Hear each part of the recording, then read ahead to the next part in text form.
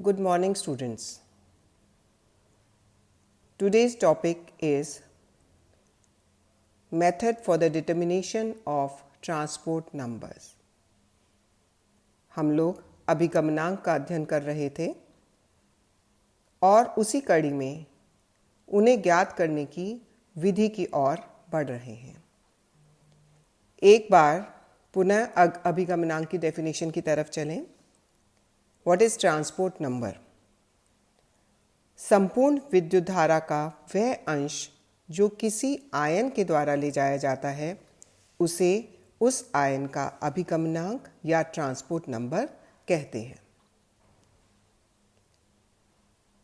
इसे ज्ञात करने के लिए जो आज मेथड हम पढ़ रहे हैं वो है मूविंग बाउंड्री मेथड यानी चल सीमा विधि।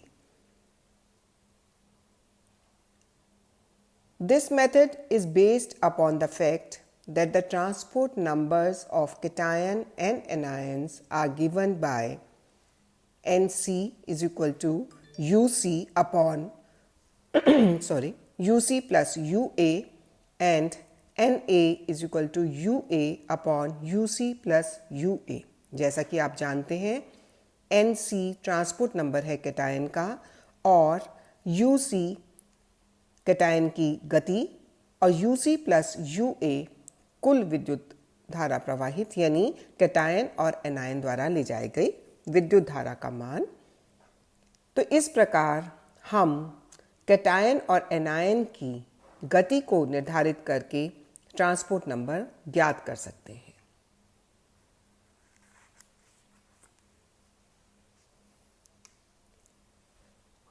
इस विधि में लगाए गए विद्युत क्षेत्र के प्रभाव से आयनों की गति द्वारा सीधे ही ट्रांसपोर्ट नंबर को ज्ञात किया जा सकता है।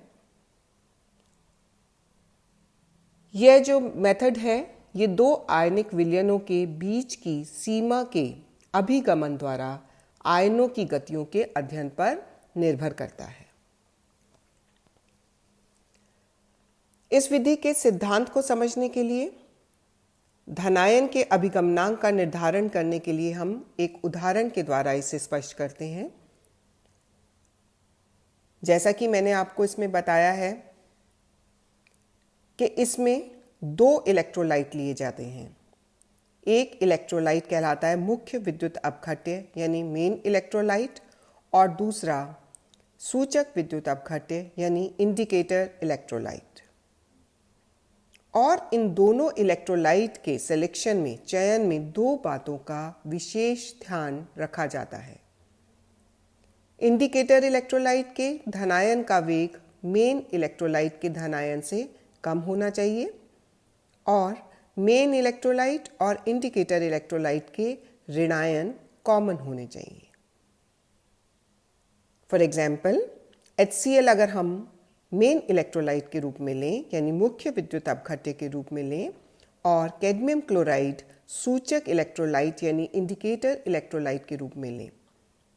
यहाँ पर कैडमियम की चाल H आयन की चाल से कम है और हम देख रहे हैं कि दोनों में क्लोराइड आयन समान है। तो इस प्रकार जब सिलेक्शन हो गया इलेक्ट्रोलाइट्स का मेन इलेक्ट्रोलाइट और इंडिकेटर इलेक्ट्रोलाइट के रूप में तब हम चित्रानुसार अपने उपकरण को सेट करते हैं। इस मेथड में जो उपकरण है वो मैंने आपको चित्र में दिखाया है जिसमें एक विद्युत अपघटनी सेल होती है, इलेक्ट्रोलिटिक सेल होती है जिसका मध्य भाग समान व्यास वाली नली AB जैसा होता है। इसे ऊर्ध्वाकार स्थिति में लगा दिया जाता है। चित्र में दिखाए अनुसार इस नली में HCl और कैडमियम क्लोराइड विलयन भरा जाता है। बीच वाली नली में दोनों विलयनों के बीच जहां ये दोनों विलयन आपस में मिल रहे हैं हमें क्लियर बाउंड्री नजर आ रही है जिसे हम AA डैश के रूप में लिख रहे हैं। यदि विलयन कलर्ड है, रंगीन है तो यह सीमा आपको साफ ही दिखाई देगी और अगर ये कलरलेस है तो ऐसे समय में कैडमियम क्लोराइड विलयन की सांद्रता इस प्रकार तय करते हैं कि इसका घनत्व HCl विलयन के घनत्व से अधिक हो डेंसिटी कैडमियम क्लोराइड की अधिक हो ताकि कैडमियम क्लोराइड विलयन HCl विलयन से हमेशा नीचे रहे और दोनों के बीच में जो बाउंड्री बन रही है AA डैश वो भिन्न भिन्न अपवर्तनांक के कारण देखी जा सके। HCl और कैडमियम क्लोराइड विलयनों में क्रमशः प्लैटिनम के तार को कैथोड नली के सिरे पर HCl में और कैडमियम छड़ को एनोड नली के पैंडे पर कैडमियम क्लोराइड के विलयन में लगा दिया जाता है। बैटरी, प्रतिरोध, अमीटर एंड कूलोमीटर इसे सीरीज में लगा देते हैं जिस प्रकार की चित्र में दिखाया गया है। यहाँ एक बात आपको मैं पुनः याद दिलाना चाहूँगी कि C कूलोमीटर है। कूलोमीटर क्या होता है या इसकी वर्किंग कैसे होती है?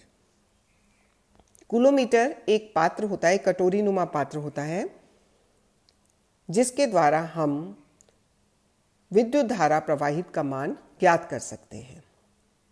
यह दो तरह से होता है, सिल्वर कूलोमीटर या कॉपर कूलोमीटर। सपोज सिल्वर कूलोमीटर अगर हमने लिया है तो यह एक प्लैटिनम वेसल होता है जो कि कैथोड की तरह काम करता है। इसमें प्योर सिल्वर नाइट्रेट का विलयन भरा जाता है और सिल्वर रॉड एक पोरस स्पॉट में लगा दी जाती है जो कि एनोड का कार्य करती है। सिल्वर की कितनी मात्रा डिपॉजिट हुई अगर हम उसे ज्ञात कर लें तो हम उसमें प्रवाहित विद्युत धारा की मात्रा को ज्ञात कर सकते हैं। फैराडे के नियमानुसार हम विद्युत धारा की मात्रा को ज्ञात कर सकते हैं। तो खाली कूलोमीटर को पहले तोल दिया जाता है, इसमें सिल्वर नाइट्रेट भरकर चित्रानुसार लगा दिया जाता है और जब इलेक्ट्रोलिसिस खत्म हो जाता है तो इसे पुनः खाली करके इसमें डिपॉजिट हुई सिल्वर की मात्रा को हम भार ज्ञात करके इसे निकाल लेते हैं और उसकी सहायता से हम उसमें प्रवाहित होने वाली विद्युत धारा का मान ज्ञात कर लेते हैं। चित्र के अनुसार हमने जब इन तीनों चीज़ों को सीरीज में लगा दिया और विद्युत धारा प्रवाहित की तो हाइड्रोजन और कैडमियम आयन ऊपर कैथोड की तरफ चलने लगते हैं और क्लोराइड आयन एनोड की तरफ नीचे आने लगते हैं। क्योंकि हम जानते हैं कि कैडमियम आयन धीमी गति के हैं तो ये तेज गति वाले H आयनों तक कभी नहीं पहुंच पाते और दोनों विलयनों के बीच एक क्लियर बाउंड्री बनी रहती है। यदि सीमा क्लियर है तो हम प्रवाहित की गई विद्युत की मात्रा और सीमा द्वारा हटाए गए आयतन को ज्ञात कर लेते हैं और उससे हम ट्रांसपोर्ट नंबर ज्ञात कर सकते हैं। तो हम कैलकुलेशन की तरफ चलें कि माना कि विद्युत धारा की एक निश्चित मात्रा प्रवाहित करने पर बाउंड्री AA डैश से BB डैश पर आ जाती है। कैथेटोमीटर से विस्थापित सीमा का सही माप ज्ञात कर लिया जाता है। माना कि ये विस्थापन L सेंटीमीटर है, A उस नली का अनुप्रस्थ काट का क्षेत्रफल है, अतः L सेंटीमीटर चलने में सीमा द्वारा हटाया गया आयतन L × A मिलीलीटर होगा और HCl विलयन की सांद्रता अगर C ग्राम इक्विवेलेंट्स पर लीटर है तो कैथोड की तरफ जाने वाले H आयन के ग्राम इक्विवेलेंट्स की संख्या यानी ग्राम तुल्यांकों की संख्या किसके बराबर होगी? L × A × C upon 1000। चूंकि हम जानते हैं कि 1 gram equivalent hydrogen ion 1 Faraday विद्युत धारा को ले जाते हैं, अतः H आयन द्वारा ले जाई गई विद्युत धारा की कुल मात्रा किसके बराबर होगी? L × A × C upon 1000 Faraday होगी। प्रवाहित की गई विद्युत धारा की मात्रा Q कूलम के बराबर है जो हमने कूलोमीटर के द्वारा ज्ञात कर ली है, या अगर हम फैराडे में इसको रिप्रेजेंट करें तो Q अपॉन F फैराडे के बराबर होगी। तो इस प्रकार H आयन का transport number NC is equal to H ion द्वारा ले जाई गई विद्युत धारा अपॉन उसमें प्रवाहित संपूर्ण विद्युत धारा।